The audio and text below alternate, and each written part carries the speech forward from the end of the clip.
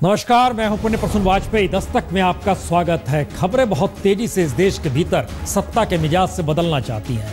राजस्थान के भीतर आलम यह हो चला है कि मंदिर अगर वसुंधरा राजे गिराएगी तो संघ खड़ा हो जाएगा। राज्यपाल महोदय जो कि कल्याण सिंह हैं, उनका कहना है कि दरअसल जनगण मन की भाषा को बदल दिया जाए। लेकिन दस्तक में बात आज ये नहीं होगी। दस्तक में बात पहले होगी मध्य प्रदेश के सीएम को लेकर। तस्वीरों के जरिए समझिए कितना बड़ा दबाव घिरते चले गए तो आलम यह हो गया कि दरअसल अब सीबीआई का नाम जप ही लिया जाए। यह सारी स्थिति बताती है कि 9 जुलाई को सुप्रीम कोर्ट में सुनवाई है। डर गए, डर लगता है। इस बात का जिक्र किया मां भारती ने। दूसरी तरफ पूर्व सीएम ने कहा कुछ पता नहीं। एक ने कहा साख का सवाल, गोविंदाचार्य ने कहा कुर्सी पर संकट, दिग्विजय सिंह ने कहा 46 मौत संदेहास्पद स्थिति में मीडिया के निशाने पर आ गए। और सारी स्थिति के बीच झटके में ऐसा क्यों लगा कि अब सीबीआई जांच हो जाए? बात इस पे जरूर होगी। लेकिन इन सब के बीच एक फलसफा है। कुछ तो मजबूरियां हर किसी की रही होगी, लेकिन दिल्ली एक ऐसा शहर हो चला है जहां मजबूरी से आगे बात निकलती है। दरअसल राजनीति और सियासी मजदूरी के बीच हमको लिखना पड़ता है। कुछ तो मजबूरियां रही होंगी, लेकिन आज दस्तक की शुरुआत उस दिल्ली से जहां पर मौत का सिलसिला सड़क दुर्घटनाओं में बढ़ते चला जाता है। इन सब के बीच अपराध लगातार बढ़ रहे हैं, महिलाओं के साथ, पुरुषों के साथ। लेकिन एक खबर आपको आज बेचैन कर सकती है।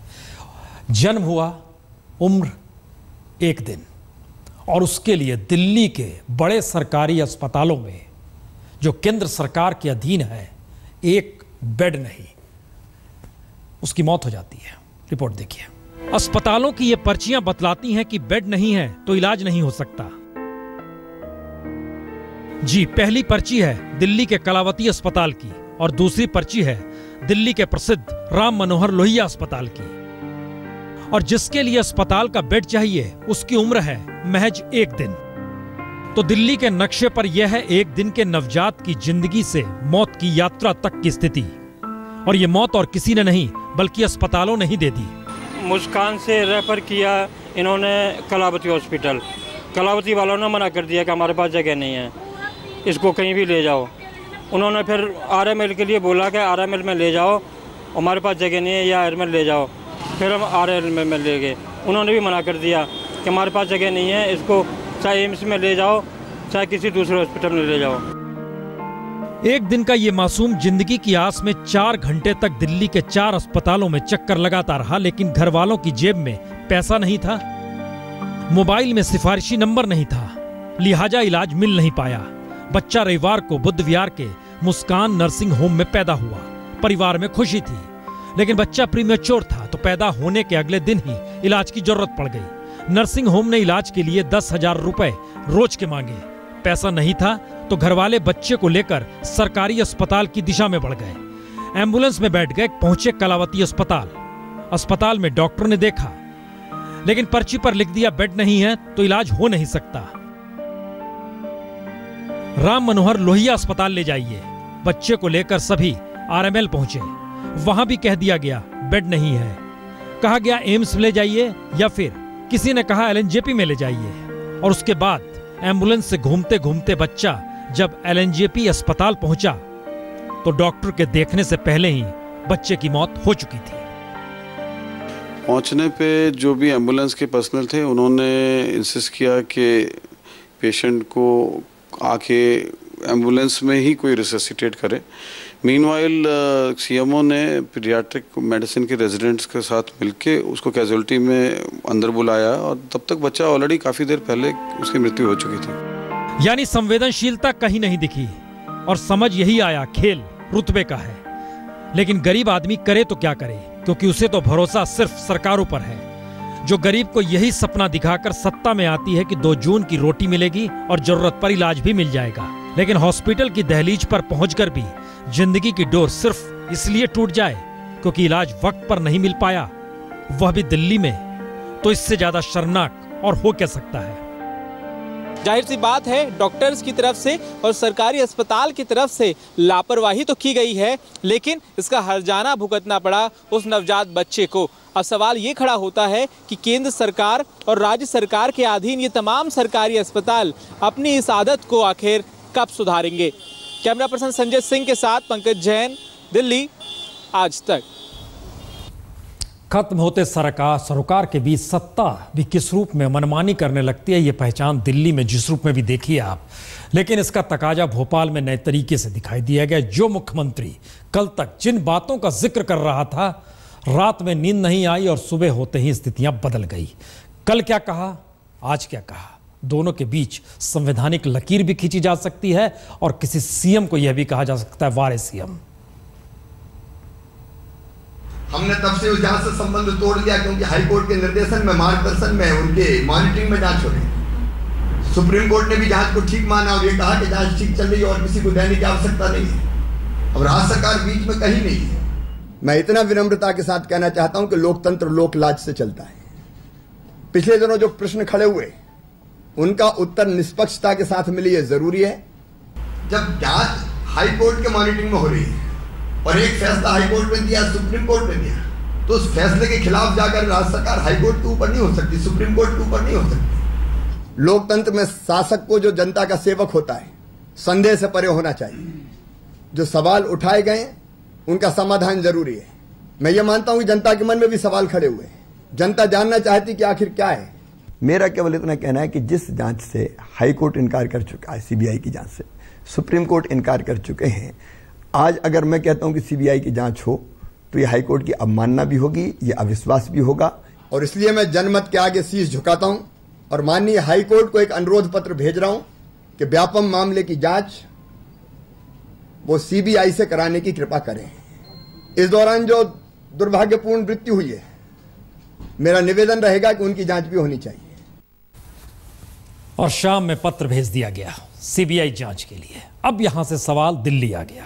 सीबीआई जांच करेगी। सीबीआई बहुत घटनाओं की जांच आज से नहीं 1964 से करती आ रही है। कई मामले उसके पास हजारों की तादाद में पेंडिंग भी है। इसलिए पहला सवाल यही कि सीबीआई के तहत जांच का मतलब क्या, और सीबीआई के तहत जांच का मतलब अगर है कुछ, तो एक वक्त लालू प्रसाद यादव की भी कुर्सी गई थी चारा घोटाले में इसी सीबीआई जांच के तहत। तो क्या यह वरदान है या अभिशाप जो जिक्र हो गया सीबीआई का? रिपोर्ट देखिए।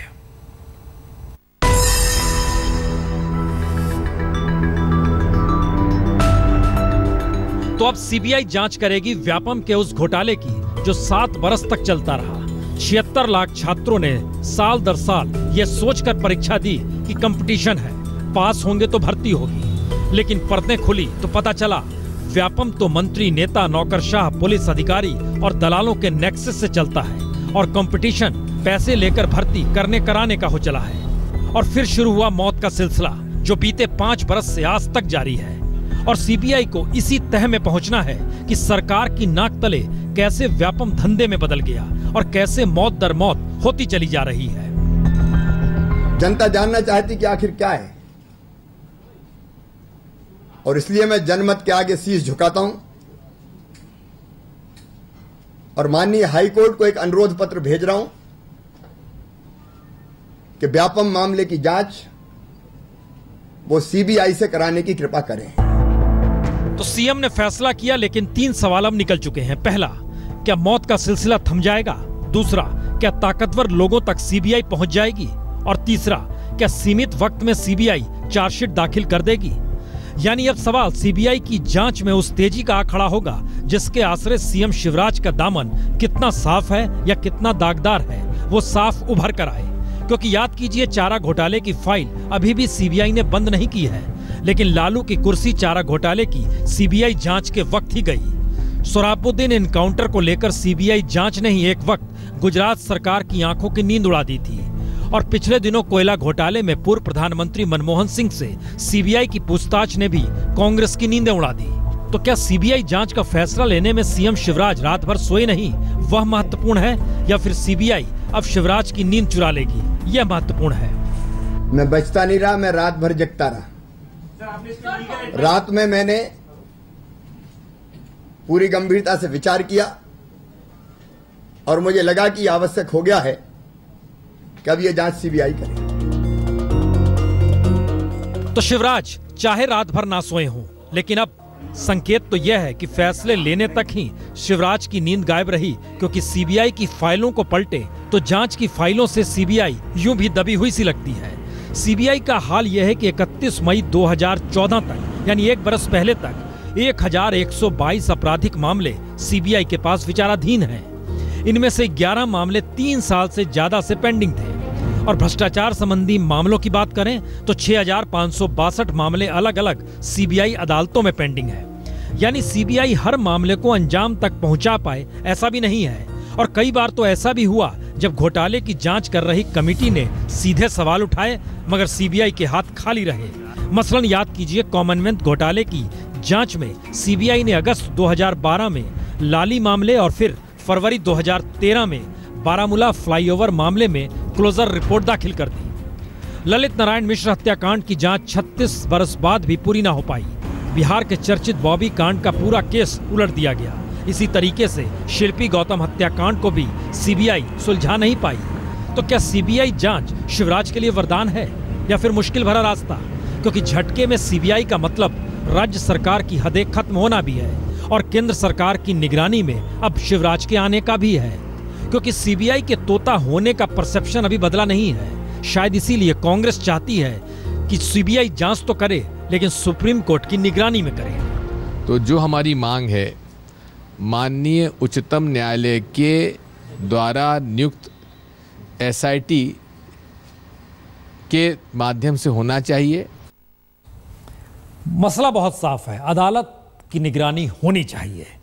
लेकिन इन सब के बीच एक सवाल और जहन में आता है कि कल तक शिवराज जो कह रहे थे और आज जिस बात का जिक्र किया, उसके बीच में क्या सिर्फ एक वही रात थी जिसमें वो सो नहीं पाए, सोचते रहे, अकेले सोचते रहे? संवैधानिक प्रक्रिया क्या कहती है और सियासी प्रक्रिया क्या कहती है? दोनों के बीच की लकीर पर शिवराज खड़े थे। इसलिए क्या हुआ रात में, रिपोर्ट देखिए। शिवराज चौतरफा गिरे तो नींद भी गायब हुई और सीबीआई जांच की तरफ कदम भी बढ़ गए।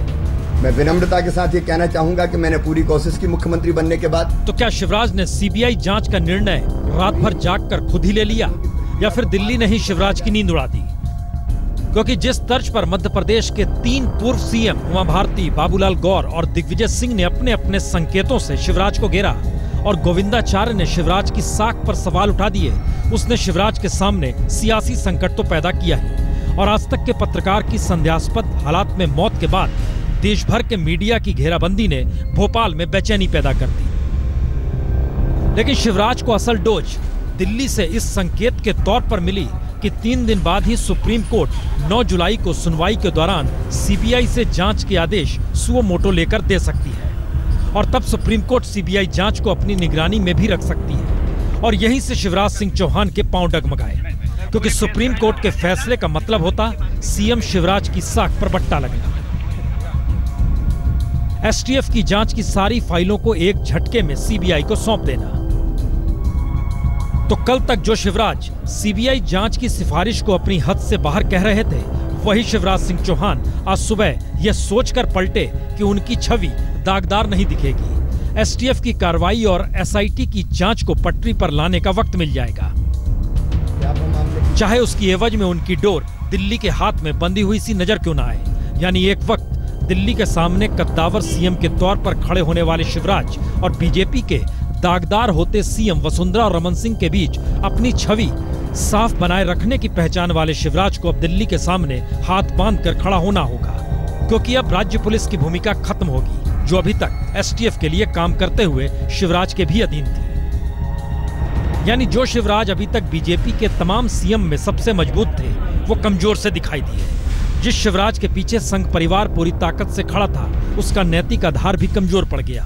और जो शिवराज अपने काम की बदौलत दिल्ली में अपनी दस्तक देते थे, अब सीबीआई जांच में वह भी डगमगाएगी।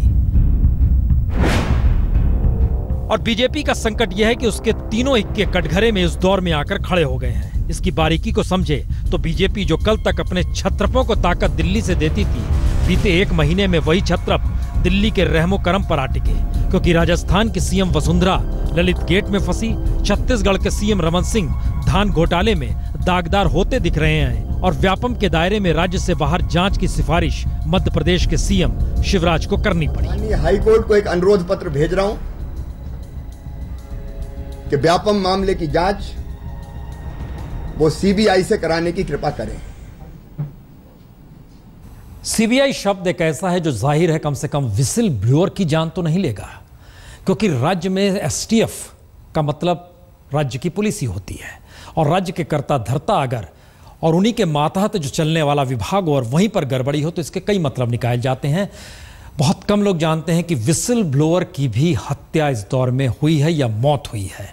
मौत और हत्या के बीच की लकीर दरअसल व्यापम घोटाले में बड़ी महीन सी हो गई, और शायद इसीलिए 1 महीने बाद एक खबर आई कि एक विसिल ब्लोअर की भी मौत हो गई। रिपोर्ट देखिए। व्यापम घोटाले के विसिल ब्लोअर यही 4 चेहरे हैं, लेकिन आनंद प्रकाश अब इस दुनिया में नहीं है। 26 अप्रैल को घर में रहते हुए ही अचानक उनके सीने में दर्द उठा और जब तक अस्पताल पहुंचकर जांच करा पाते उनकी जान चली गई। तो क्या किसी ने आनंद प्रकाश की जान ली? कह नहीं सकते, क्योंकि हॉस्पिटल के पार्किंग में पहुंचकर उनकी संदिग्ध हालत में जान गई और घर वालों को इस बाबत ज्यादा पता भी नहीं था कि आनंद प्रकाश के पास व्यापम घोटाले से जुड़ी कई खास जानकारियां थी। जबकि सच ये है कि आनंद लगातार व्यापम घोटालों की जांच में लगा था। इंडिया टुडे ने जुलाई 2014 में जब व्यापम घोटाले पर कवर स्टोरी की थी, तब आनंद प्रकाश ने ही कई अहम दस्तावेज मुहैया कराए थे। इंडिया टुडे की कवर स्टोरी के लिए आनंद प्रकाश ने कई सनसनीखेज खुलासे किए थे। परिवार वालों का कहना है कि वो पूरी तरह से सेहतमंद थे। ऐसे में उनकी यह मौत किसी भी तरह से सामान्य मौत नहीं लगती। अब परिवार परेशानी में है और उनकी खबर लेने वाला कोई नहीं है। आनंद प्रकाश की मौत के राज से अब पर्दा नहीं उठ सकता, क्योंकि घर वालों ने उस वक्त इसकी शिकायत की नहीं। लेकिन व्यापम घोटाले से जुड़ी एक के बाद एक मौतों के बीच अब घर वाले भी सोच रहे हैं कि कहीं आनंद प्रकाश किसी साजिश का शिकार तो नहीं हुआ। वैसे सच यही है कि व्यापम से जुड़े विसिल ब्लोअर की जान खतरे में है। निश्चित तौर पर इस प्रकार के इतने बड़े घोटाले को सामने लाने के बाद जिस प्रकार से जांच एजेंसियों या सरकार के द्वारा दबाव बनाया जाता है, तनाव और दबाव की स्थिति तो हमेशा बनी रहती है। इसके साथ ही भय की स्थिति भी बनी रहती है। आरटीआई एक्टिविस्ट आशीष ने प्री पीजी मामले में गुलाब सिंह किरार, शक्ति सिंह, सुधीर सिंह, वीर बहादुर सिंह और पीएमटी फर्जीवाड़े में राहुल यादव व दीपक यादव के खिलाफ एफआईआर दर्ज कराई है। 2 अहम मामलों में आशीष गवाह भी हैं। इसी तरह प्रशांत पांडे के पास कई अहम जानकारियां हैं। व्यापम घोटाले के खुलासे के शुरुआती वक्त जब जांच टीम का हिस्सा थे और जब्त किए गए पहले कंप्यूटर की हार्ड डिस्क उन्हीं के पास लाई गई थी, और प्रशांत का दावा है कि बाद में जानकारियां बदली भी गईं। मीडिया में कुछ जानकारियां आई तो पुलिस ने शक के आधार पर प्रशांत को हिरासत में लिया और जानना भी चाहा कि उन्हें इस घोटाले के बारे में इतनी ज्यादा जानकारी कैसे है। गलत तरीके से they launch a complaint against me, they detain me for a day और 2 with them and then send it to judicial custody without any reason, without any single reason I was harassed। अब प्रशांत को भी जान का खतरा है। इसी तरह आनंद राय भी व्यापम के साजिशकर्ताओं के निशाने पर हैं। तीनों विसिल ब्लोअर को धमकियां मिलती रहती हैं और आशीष पर तो 10 से ज्यादा बार हमले भी हो चुके हैं। यानी जिसे घोटाले के बारे में कुछ भी मालूम है और बोलने की हिम्मत रखता है तो उसकी जान पर खतरा है। और पुलिस की सुरक्षा का आलम यह है कि सुरक्षा गार्ड 24 घंटे के लिए मिले हैं, लेकिन तीनों का कहना है कि वो रहते कुछ ही घंटे साथ हैं। पीयूष बबेले के साथ आज तक ब्यूरो। तमाम मजबूरियों के बीच एक मजबूरी अच्छी भी है। यह मजबूरी यह है कि इस बार प्रधानमंत्री ईद के मौके पर घाटी में जाएंगे। याद कीजिए पिछले बरस जो साथ खड़े हैं आज, उस वक्त उन्होंने तंज कसा था कि दीपावली के मौके पर सियाचिन आए, कश्मीर आए, ईद के मौके पर क्यों नहीं आए।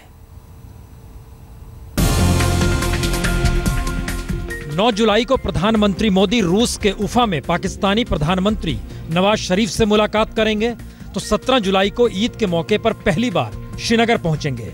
यानी पाकिस्तान से जमी बर्फ पिघलाने की पहल तो ईद के मौके पर घाटी जाकर तमाम गिले शिकवे दूर करने की पहल। तो इस बार ईद के दिन प्रधानमंत्री घाटी में रहेंगे और कश्मीर ही नहीं, दुनिया को भी संकेत देंगे कि उनकी नजरों में सारे धर्म एक समान हैं।